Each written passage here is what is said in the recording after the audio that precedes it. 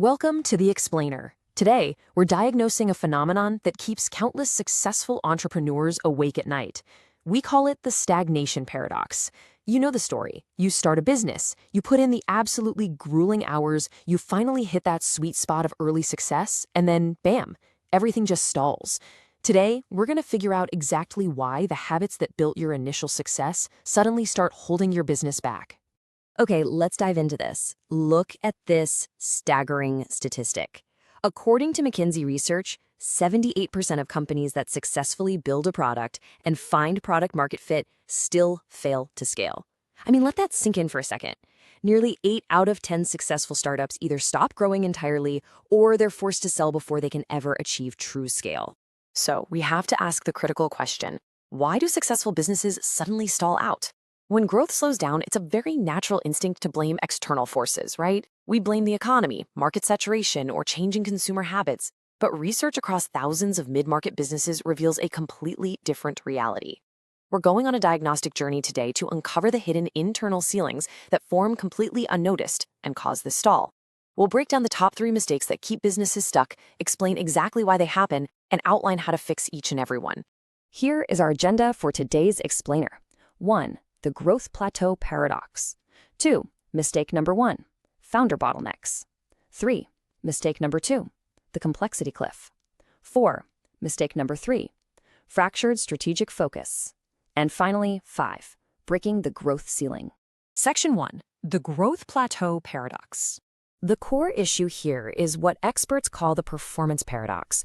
It basically dictates that the systems, the people, the structures, and the mindsets that successfully got your business from $1 million to $10 million, they become the exact impediments preventing you from scaling beyond it.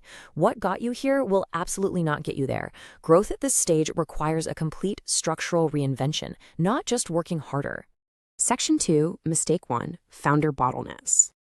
I want you to really absorb this hard-hitting quote from Jandre de Beer, the founder of V8 Media. He says, "The problems in your business are a direct reflection of you." Ouch, right? It definitely stings, but it's an essential truth.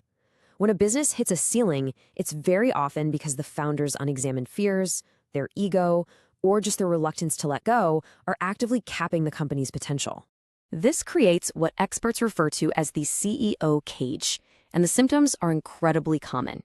Get this, 61% of leaders admit they are the actual bottleneck in their own sales processes.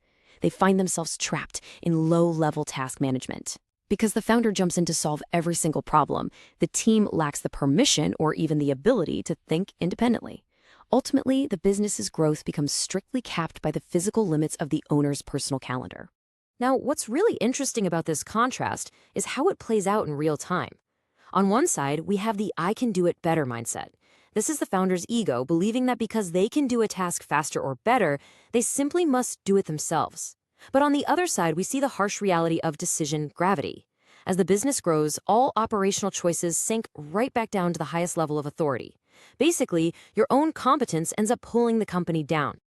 To escape this cage, you need a methodical fix. Step 1. Religiously track your time to expose exactly where you are the bottleneck. Step 2, apply the PTP method, process, tools, people. You need to document repeatable workflows, implement the technology to streamline them, and empower your leaders to manage them. Step 3, delegate using a formal ROSI structure.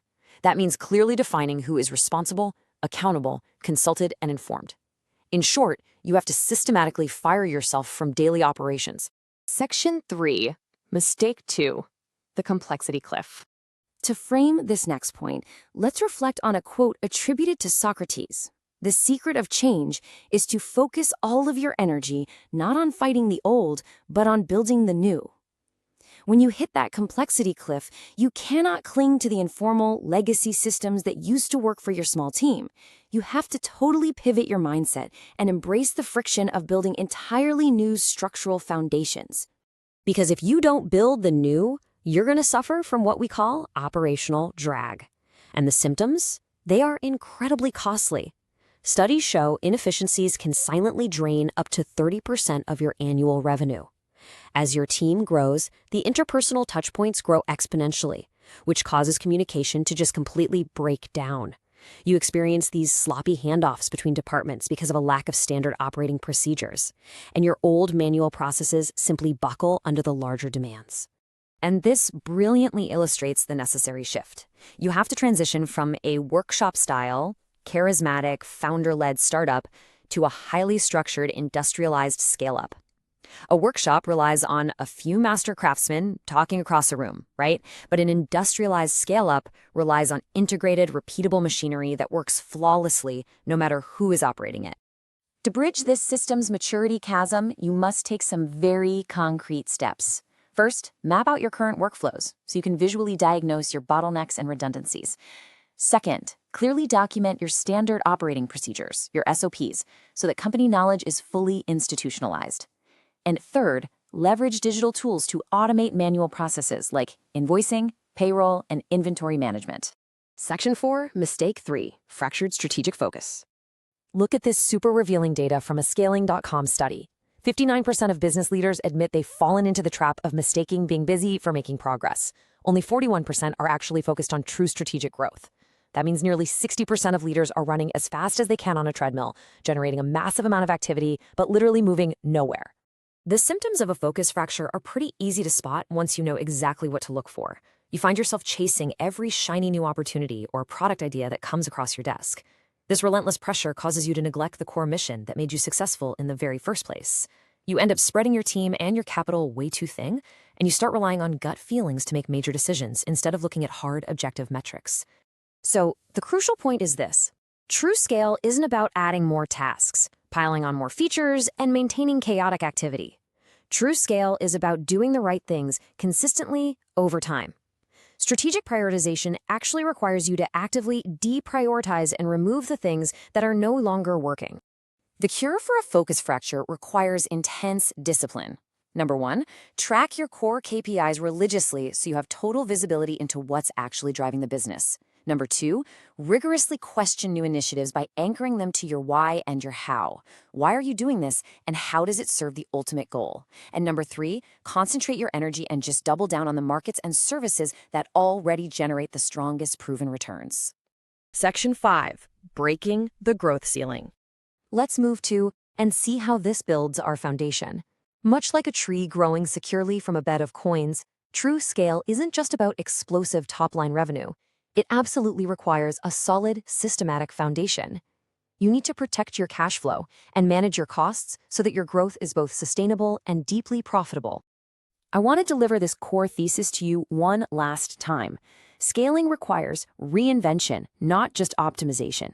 To overcome the stagnation paradox, you cannot simply pedal your bicycle faster. You must fundamentally rewire the internal engine of your business to handle the demands of a much larger, far more complex machine. And so, I'm going to end this explainer with a powerful, provocative question for you to deeply consider today.